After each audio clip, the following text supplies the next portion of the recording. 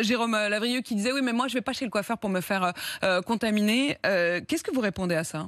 Oui, ça, je trouve ça un petit peu stupide parce que bon, avec tous les protocoles qu'on nous donne, c'est tout désinfecté. Je vois pas avec le masque, on désinfecte, les gens se lavent. Enfin, vous les êtes mains, à quelques centimètres, pardon Sylvie. Sylvie, vous êtes à quelques centimètres de vos clients, de vos clientes. Oui, et j'ai le masque. Vous leur dites que vous n'êtes pas vacciné? Eux, ils ont le masque, donc je vois pas. Oui. Est-ce que vous informez vos clients que vous n'êtes pas vacciné? Dire que je suis pas vaccinée. Elle n'a pas à le faire. Ça, c'est le domaine de la vie privée, ça. Avec ce vaccin, puisqu'il faudra une 3e dose. Après, qui a tort, qui a raison, on ne sait pas, parce qu'on ne sait pas dans quelques années ce qui peut nous réserver. Un vaccin, c'est vrai, comme on me dit, oui, tu as déjà été vacciné, ok, mais bon, les vaccins, ça faisait longtemps que quand je suis née, qu'ils existaient, et voilà, on savait ce que c'était.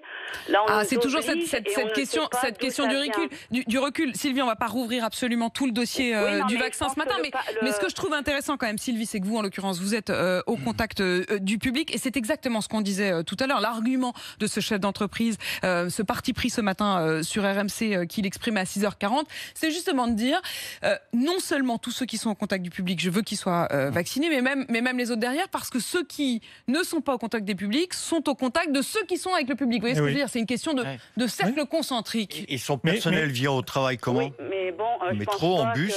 S'il est vacciné, il n'y a pas de problème. Non, si. C'est pas parce que vous êtes vacciné que vous n'êtes pas contaminant. Non, mais c'est pas ça le sujet. C'est la forme grave. C'est vrai. De ne pas faire de forme grave, de ne pas encombrer les hôpitaux. Et si moi j'ai un cancer, de ne pas retarder mes examens, parce que des gens sciemment ne se sont pas fait vacciner et qu'ils encombrent les services d'urgence. Parce qu'il risque d'avoir de procès au prud'homme. Donc je lui souhaite bien du courage. Et là, je vous rejoins sur le fait que peut-être il a brassé de l'air pour faire parler de lui. Point d'accord entre nous deux, mon cher camarade.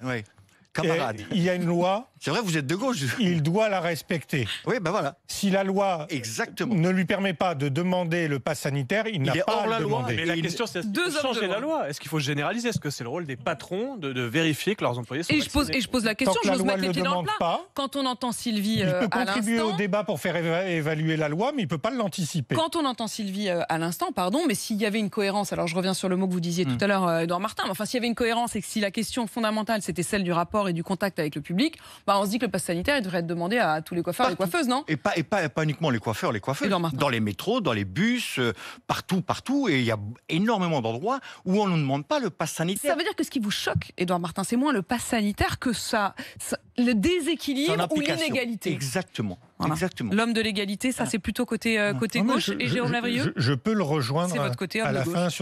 C'est mon côté homme libre. C'est votre côté homme libre. On en reviendra donc.